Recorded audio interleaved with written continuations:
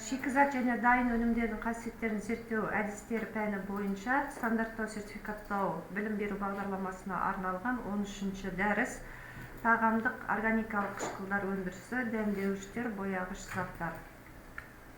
Тағамдық қоспалар дегеніміз табиғи немесе синтетикалық байланыс. Оларды өздігінен тағамға қоспайды, тек дайындау процесінде тағам өнімдеріне белгілі бір қасиет беру үшін немесе шикізат дайын өнімді сақтау үшін қажет.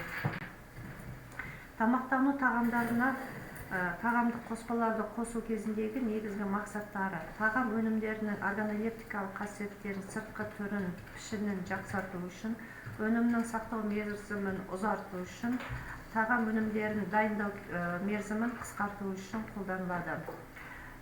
Тағамдық қоспалардың классификациясы, яғни сандық кодификация жүйесіне байланысты. Е100-ден 182-ге дейінгі бояғыш заттар, Е200-ден одан жоғары 299-ға дейін консерванттар, Е300-ден одан жоғарыға дейін антиоқышқылдар, антиоксиданттар, Е499-ға дейін консистенция стабилизаторлары, Е500-ден жоғары эмульгаторлар, Е600-ден жоғары дәмі мен хош иісін күшейткіштер, Е700-ден жоғары қосалқы индекстер, Е900-ден одан жоғары антифламингтер, көпіршіктейтін заттар және Е1000-дан жоғары глазерлейтін агенттер, қышқыл дәм беретін қоспалар. Тағамдық қоспалардың классификациясы, негізгі қолдану мақсаты: тағамдық қоспа өнімнің органолептикалық және сыртқы түрін қамтамасыз етеді, яғни тағамдық қоспалар ароматизатор, консистенциясын жақсартқыш заттар, дәмдік заттар, тағамдық қышқылдар, беттік белсенді тағамдық заттар, қышқылтым дәм беретін заттар және тұзды заттар. Екінші, тағамдық қоспа өнімнің микробты немесе қышқылдану бойынша бұзылуына жол бермейді. Консерванттар, антиоқышқылдар, антимикробтар. Үшінші, тағамдық қоспалар тағам өнімдер өндірісінің технологиясын жақсартатындар.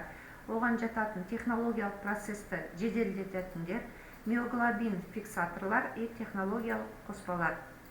Тағамдық қоспа адам ағзасына тигізетін кері әсерлері: тағамның қорытылуына және сіңуіне қолайсыз жағдай туғызады, ағзаның қорғаныс күшін төмендетеді, ағзаның қалыпты жұмыс істемеуін қамтамасыз етеді, жалпы оксидті әсерлер береді, қартаю процесін тездетеді, ұрпақтың даму функциясын бұзады, тератогенді, мутагенді және канцерогенді әсерлер береді.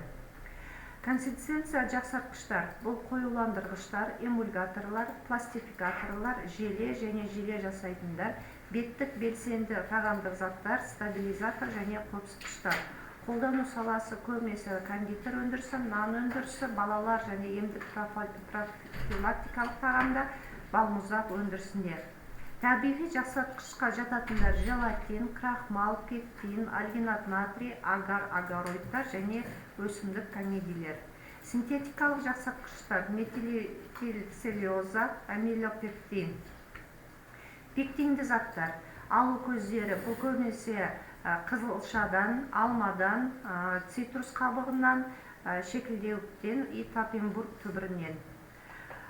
Қолдану саласы кондитерлік өндірісі, нан өндірісі, балалар және емдік профилактикалық тағамдануда, консервілер және сыр өндірісінде. Ағзаға әсері: ішектің жақсы жұмыс істеуіне, ішек микрофлорасының қалыпты жұмыс істеуіне, холестерин деңгейінің төмендеуіне, өттің дұрыс жұмыс атқаруына, токсинді заттардың сыртқа шығуына және антиканцерогенді әсерлерге қарсы тұралады. Тағамдық бояғыштардың өздері синтетика және натуралды болып бөлінеді. Натуралды бұл жеміс жидектен алынады, атап айтсақ куркума, қант қызылшасынан, раушан гүлінен, шабданнан және тағы басқалардан. Синтетикалық тағамдық бояғыштар бұл адамның денсаулығына өте зиян: амарант, ультрамарин маркалы, индиго кармин және тартразин. Қолдану саласы көбінесе кондитерлік, алкогольді және алкогольсіз сусын өндірісінде.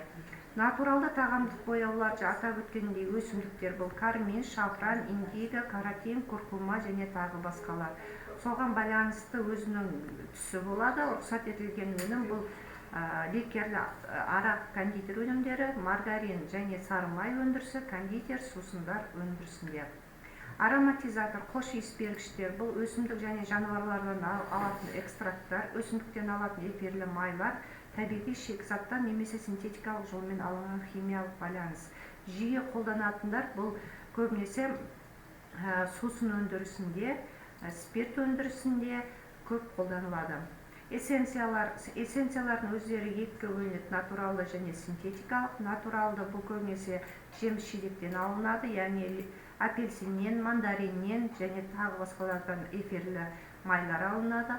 Тұнбалар алынады, бұл корица, какао, кофе, жаңғақтардан, экстракттар, яғни черника, жеміс-жидектерден алынады. Және жеміс-жидекті шырындар, бұл шие, құлпынай, қызанақ, тағы да басқада. Синтетикалық бұл спирттер, альдегидтер, органикалық қышқылдардың күрделі эфирлері және тағы басқа.